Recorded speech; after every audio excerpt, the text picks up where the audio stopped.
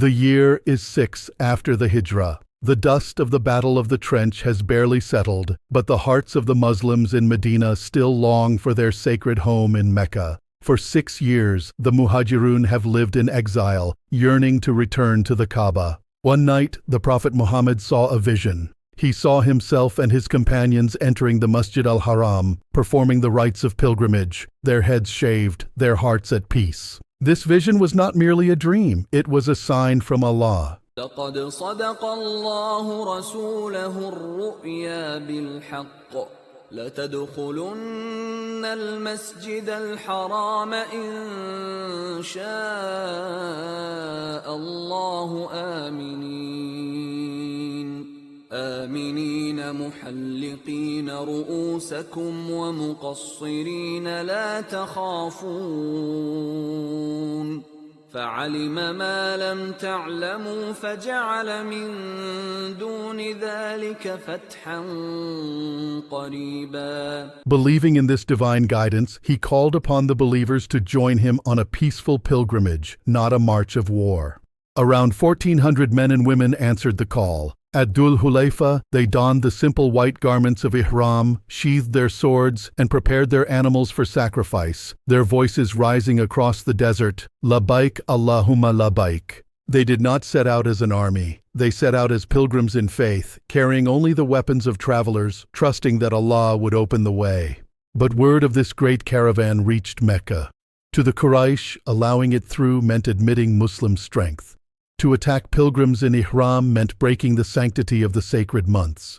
They chose a third path, to block the way. Khalid ibn al-Walid was sent with 200 cavalry to intercept the Muslims at Usfan, placing a wall of steel between them and the sacred city. Rather than break the sanctity of the sacred months with battle, the Prophet diverted the caravan along rugged mountain paths, guided by one who knew the hidden ways. At last, they reached the plain of Hudaybiyyah, just outside the sacred boundary of Mecca. There, the Prophet's camel, Qaswa, knelt and would not rise. He told the companions this was a sign from Allah, that here they should stop and wait. The well at Hudaybiyyah was nearly dry, and 1,400 souls needed water. By the permission of Allah, when the Prophet placed an arrow in that well, its water rose and flowed, quenching the thirst of the entire camp. The Quraysh sent envoys to test the Muslims. They found no army preparing for conquest, only pilgrims in ihram, disciplined and calm, waiting for the house of Allah to be opened to them. Urwa ibn Mas'ud, a respected Meccan, watched as the companions gathered around their Prophet. He saw them lower their voices, hasten to follow his command, and cherish even the water of his ablution. He returned to Mecca saying he had never seen any ruler so honored by his people.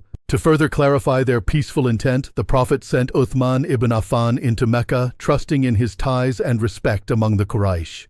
Days passed without word. Then a chilling rumor swept through the camp. Uthman had been killed. The companions felt the weight of war closing in once more. In response, the Prophet gathered his companions beneath the shade of a great tree and called for a pledge, to stand firm and not flee, whatever might come. They placed their hands in his and in each other's, pledging their lives and loyalty, a pledge that Allah Himself would later praise in Surah Al-Fath. لقد رضي الله عن المؤمنين إذ يبايعونك تحت الشجرة فعلم ما في قلوبهم فأنزل السكينة عليهم وأثابهم فتحا قريبا. Soon after, Uthman returned alive. The rumor had been false, but the pledge under the tree revealed the strength and unity of the believers' hearts. Finally, the Quraysh sent Suhail ibn Amr, a seasoned negotiator, to agree on terms that would protect Meccan pride while avoiding war. Even the opening lines of the treaty were contested.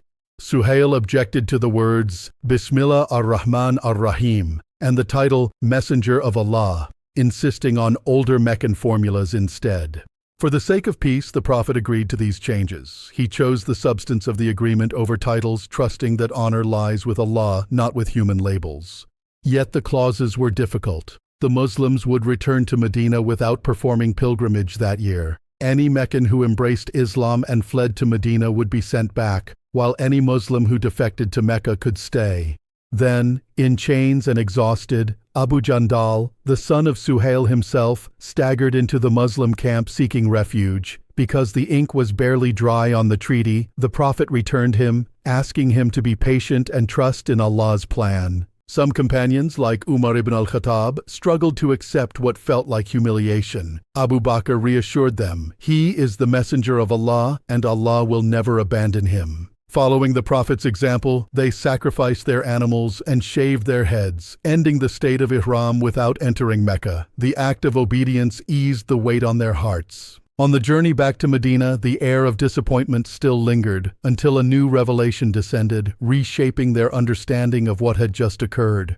"Indeed, we have given you a clear victory," Allah declared in Surah Al-Fath. إِنَّا فَتَحْنَا لَكَ فَتْحًا مُبِينًا.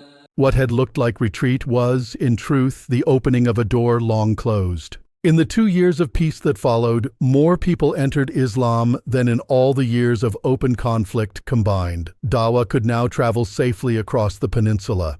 The Treaty of Hudaybiyyah proved that patience, faith, and wise diplomacy can achieve victories greater than the sword. What seemed like a setback was, in reality, a divine triumph.